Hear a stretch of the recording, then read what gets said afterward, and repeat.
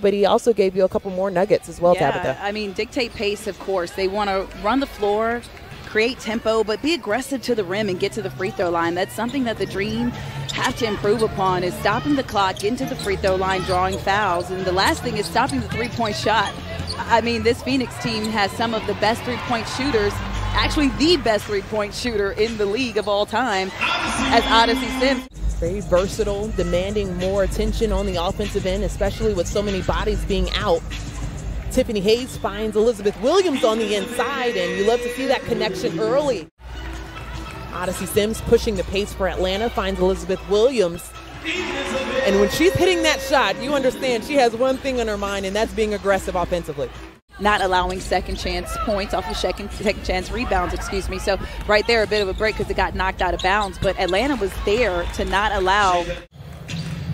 Both teams have been working it in the shot clock. Elizabeth Williams just rebounds her own shot, just kind of pushing Betty out of the way. Bully basketball by Elizabeth Williams, where they outscored the Fever 24-10, mainly because of Skylar Diggins-Smith getting to the free throw line. Yeah, that was a game that the Fever were looking very good in as Courtney Williams knocks down. Pressure at the top of the key from Atlanta, throwing some different looks at Phoenix. So Cunningham knocks it down from the outside. And you were just mentioning her previous game where she was 7 for 14 from the field against Phoenix, finished with 16 points, but that was one that they dropped. Monique Billings. I mean, you could see it in their attitudes, their faces, their warm-ups, and you know, the pre-game Zooms and everything like that. You can see that they are hungry and they want their team to win. We got Candace Dupree checking in along with Ari McDonald and Dietrich, who is also in the game for Atlanta as Courtney Williams rises up, and there's not much you can do with her mid-range game. From that corner three, so that's a shot that, you know, definitely as Monique Billings comes up with the steal for the layup. All the accolades you can think about on the defensive end, but Ari McDonald, one of those players that you love to see her owning and just earning the minutes that she has on the floor. Hold the ball for the last shot of the first quarter. 5 on the shot clock. Courtney Williams, you would like the ball in her hands, and that's why. And not a couple seats down, just a few seats down. We saw Lisa Borders as well. I know that you'll be able to chat with her as well, Tabitha. But as I'm rambling on about what we're going to have at halftime, Tiffany Hayes trying to get things done here. And Darius Taylor said, we're not going to put too much on her, but she understands what she can be and put on her body coming back after missing those 8 games due to the MCL tear in her right leg.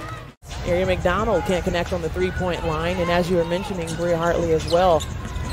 She was playing some of her best basketball in the Wubble from New York in exchange for the 6th overall pick in the 2021 WNBA draft and a 2022 first-round pick.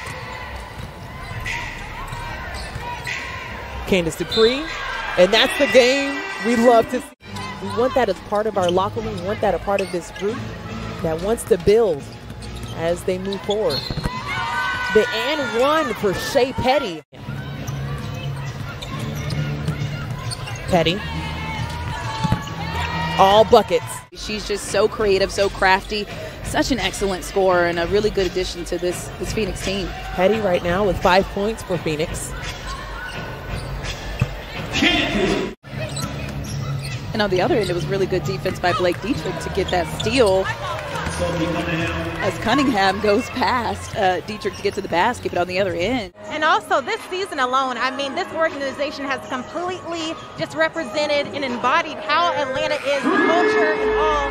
You know, what's it been like for you just seeing how important it is? In the election that many would say changed the course and tone of our nation, and it really is who we are as a city. We are the cradle of the civil rights movement. 3 minutes without scoring a bucket. That was their first one from Megan Walker as Courtney Williams. Just a no-look pass underneath to Elizabeth Williams. Elizabeth Williams has 10 points, 6 rebounds. She's just 4 away from getting a double-double here in the first half, but Monique Billings just shows up. Let's be honest, Griner is a presence in there, and she would have limited some of those shots. So definitely not having her in there as Courtney Williams knocks down another easy 2 underneath. And so for any team down the line, you just know that those are the adjustments that you have to be prepared for. The Dream included, you know. 3 on the shot clock as Kia Nurse just has a nice finish on the right. But this is a Phoenix team you do not want to take lightly. They had the comeback win over the Fever just a few nights ago with Kia Nurse 3 for 5 from the three-point line, where she can just get things done. Great defensive stop by Atlanta as they trap Skylar Diggins-Smith, and then Odyssey Sims finishes lucky lefty with the 2. I understand that I may not be scoring the most, but her presence and wherewithal on what to do on both ends of the floor is a steadying piece for Atlanta as Brianna Turner finally gets. We might be having some technical difficulties with Autumn Johnson. We'll get it back to her as soon as we can. And Kia Vaughn with a powerful move on the inside. And those are the missed layups that Coach Taylor was telling us about in the pregame. You know, those are the missed layups that the Dream have got to have that close to the basket as Skylar Diggins responds with a three-point shot. Prevents the shot from going up for Kia Vaughn, but that is something that's key for Monique, is just understanding how to add that offensive value as well to her game, as Courtney Williams already has that offensive game down pat. 13 points for Courtney Williams, 6 for 10 from the field. Don't look now, though, she has 10 rebounds as well. She finished last season as the #1 guard. Yeah, and the last time we saw Phoenix in this building a couple weeks ago, I mean, the Dream were leading that game by a point as Dupree hit the jumper from the baseline, but the Dream actually were leading that game by 1. 3 on the shot clock, and that heave is going to be blocked by Shea Petty. Brianna Turner with a finger roll and gets it to fall. As that is stripped away. Nice hands by Bria Hartley, but Tiffany Hayes, known for her defense as well. Courtney Williams going to just rise up over Brianna Turner, and just Courtney Williams for the league overall. And if you want to look at the WNBA all-time field goals made leaders, well, Diana Taurasi with 2,891. A little bit more swag at the top. 10 on the shot clock. Bria Hartley with a nice move to get all the way to the bucket. Name from Connecticut, so that's very fitting as they're continuing to do things. But so much going on within the league. We heard the list of WNBA top 25 players, which we were able to vote on.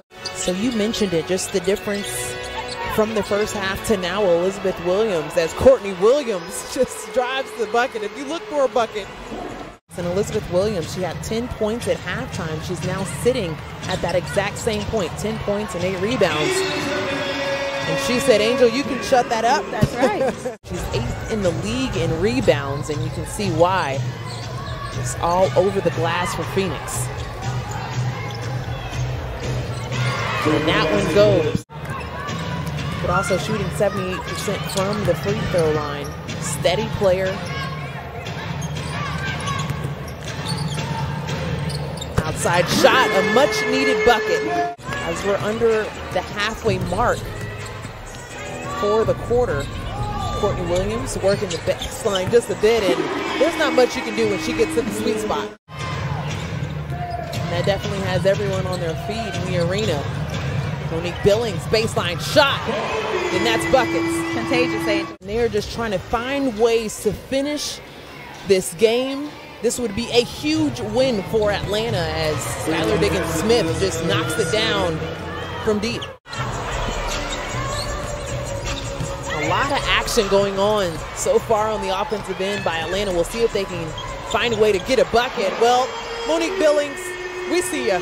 Excellent tenacity to stay with the play for the Atlanta Dream right there, because Phoenix had their hands all over everything. Another player that's been off the court for Phoenix, even though she hit those 2 threes at the beginning of the game, is Sophie Cunningham, who's been a non-factor in the second half. She had 10 points at the halftime. For whichever case or scenario happens next.